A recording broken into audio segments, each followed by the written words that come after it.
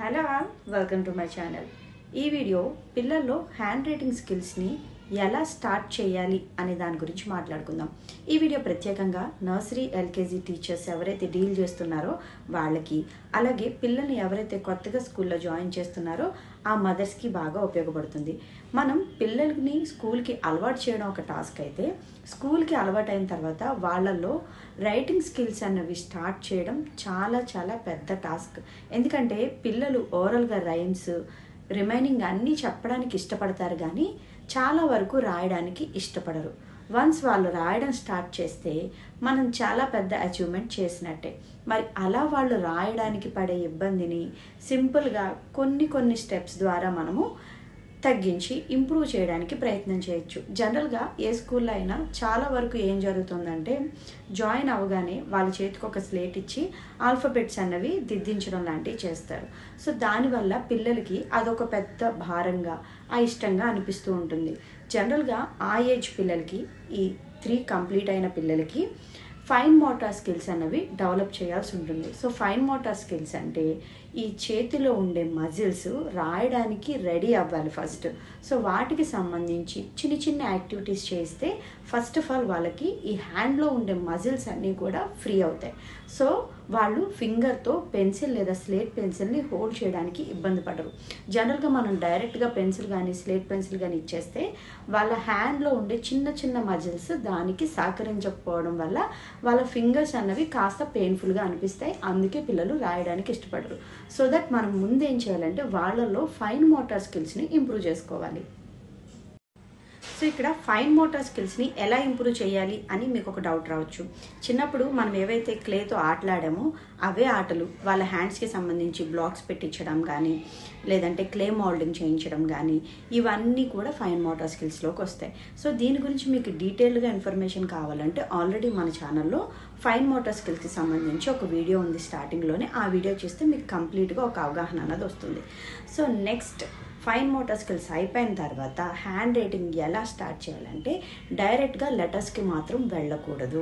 Even మీరు teachers అయినా కూడా ఎవరైతే స్టార్టింగ్ స్టేజ్లో ఉన్నారో ఆ పిల్లలకి ఫస్ట్ మనం చేయాల్సిన పార్ట్ ఏంటంటే, ఇక్కడ మీకు పాయింట్స్ వైజ్ ఇచ్చాను చూడండి. ఫస్ట్ మనం చేయాల్సింది స్క్రిబ్లింగ్. సో పిల్లలు జనరల్గా మనము ఈ స్లేట్ పెన్సిల్స్ కానీ క్రియాన్స్ కానీ ఇచ్చినప్పుడు ర్యాండమ్గా గీతలు గీస్తూ ఉంటారు. సో ఆ పిచ్చి గీతల్ని గీయడం వల్ల కూడా వాళ్ళ హ్యాండ్ అన్నది, ఆ ఫింగర్స్ అన్నవి ఫ్రీ అవుతాయి. కాబట్టి ఫస్ట్ ఆఫ్ ఆల్ వాళ్ళని ఫ్రీగా వాళ్ళు ఏదైతే స్క్రిబుల్ చేస్తున్నారో ఎంటీ పేపర్స్ కానీ స్లేట్ కానీ ఇచ్చి ఒక 1 or 2 days వాళ్ళని స్క్రిబ్లింగ్ చేయమని అడగాలి.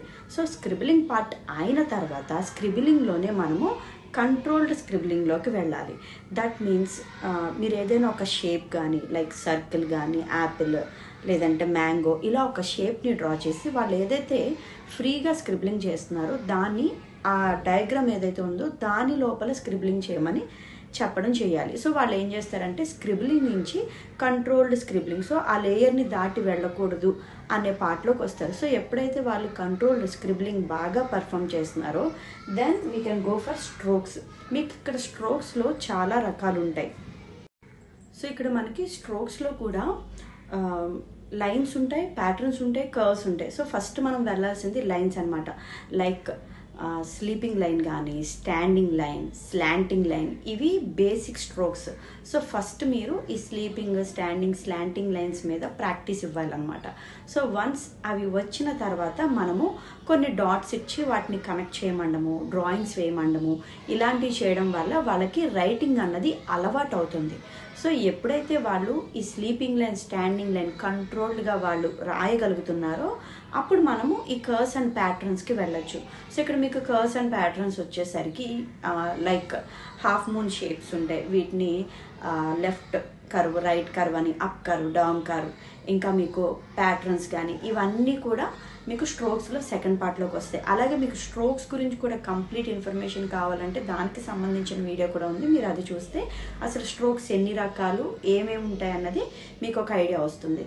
సో మీరు ఈ లైన్స్, డాట్స్ అయిన తర్వాత then we can go for curves అనమాట. సో కర్వ్స్ అనేవి కొంచెం కంట్రోల్డ్గా చేయాలి కాబట్టి మెల్లిమెల్లిగా వాళ్ళకి ఆ డిఫికల్టీ లెవెల్ అన్నది పెంచుకుంటూ వెళ్తాం. సో ఎప్పుడైతే వాళ్ళు ఈ లైన్స్, కర్వ్స్ రెడీ అయిపోయారో మనం ఈజీగా స్ట్రోక్స్ని యూజ్ చేసి వాళ్ళ చేత మనము ఈ ఆల్ఫాబెట్స్ అనేవి కన్స్ట్రక్షన్ అనేది చేయించవచ్చు. ఇవి కూడా మీకు టైం ఉంటే చక్కగా వాటిని శాండ్లో డ్రా చేయించడం కానీ, క్లే మోల్డింగ్ బాక్సెస్ దొరుకుతాయి మనకి, వాటితో ఈ కర్వ్స్ ప్యాటర్న్స్ చేయించడం వల్ల కూడా పిల్లలకి ఈ స్ట్రోక్స్ అనేవి కంప్లీట్గా గుర్తుంటాయి. ఎప్పుడైతే వాళ్ళు స్ట్రోక్స్ అన్నీ గుర్తుపెట్టుకుంటారో ఆటోమేటిక్గా ప్రతి ఆల్ఫాబెట్ని కూడా వాళ్ళగా క్రియేట్ చేయగలుగుతారు. సో ఇక్కడ మనం ఇచ్చి దిద్దింది వేరు, వాళ్ళగా క్రియేట్ చేసుకున్నది వేరు. సో స్ట్రోక్స్ అలవాటు చేస్తే ఆల్ఫాబెట్స్ అన్నవి పిల్లలు చాలా ఈజీగా నేర్చుకుంటారు. సో దట్ మనం పిల్లలకి ఈజీగా హ్యాండ్ రైటింగ్ స్కిల్స్ అన్నవి ఇంట్రడ్యూస్ చేయొచ్చు. ఈ స్టెప్స్ అన్ని మీరు ఎగ్జాక్ట్గా ఫాలో అయితే పిల్లలకి చాలా ఈజీగా మనము హ్యాండ్ రైటింగ్ స్కిల్స్ అనేవి ఇంట్రడ్యూస్ చేయొచ్చు. జనరల్గా పిల్లలు దేనికైతే ఇబ్బంది పడుతున్నారో అదే టాస్క్ని మనం ఈజియెస్ట్ వేలో ఇవ్వచ్చు. కాకపోతే దీనికి కాస్త మనకి ఫస్ట్ నుంచి ఒక టైం టేబుల్ అన్నది ఉండాలి. ఎందుకంటే ఇది ఇనీషియల్ స్టేజ్లోనే వాళ్ళ ఇష్టంతో స్టార్ట్ చేస్తే ఆటోమేటిక్గా సెట్ అయిపోతారు. మేబీ కొంతమంది పిల్లలు ఫాస్ట్గా ఉండొచ్చు, కొంతమంది స్లోగా ఉండొచ్చు, వాళ్ళ ఎబిలిటీ మీద ఇది ఆధారపడి ఉంటుంది. సో ఎప్పుడైతే మీరు ఈజియెస్ట్ వేలో ప్లే వే మెథడ్స్లో వెళ్తారో ఆటోమేటిక్గా పిల్లలు హ్యాండ్ రైటింగ్ని కూడా చాలా ఈజీగా అలవాటు చేసుకుంటారు. సో ఇది పిల్లల్లో హ్యాండ్ రైటింగ్ స్కిల్స్ని ఎలా ఇంట్రడ్యూస్ చేయాలి అనే కాన్సెప్ట్, అలాగే ఎలా డెవలప్ చేయాలి, hand writing up and down రాకుండా ఎలా రాయాలి, వీటికి సంబంధించిన ప్రతి వీడియో మన ఛానల్లో అవైలబుల్గా ఉంది. ఇంకా మీకు ఫర్దర్గా ఏమైనా డౌట్ ఉంటే కామెంట్ సెక్షన్లో చెప్పండి, తప్పకుండా వాటిని క్లియర్ చేయడానికి ట్రై చేస్తాను. Thank you for watching.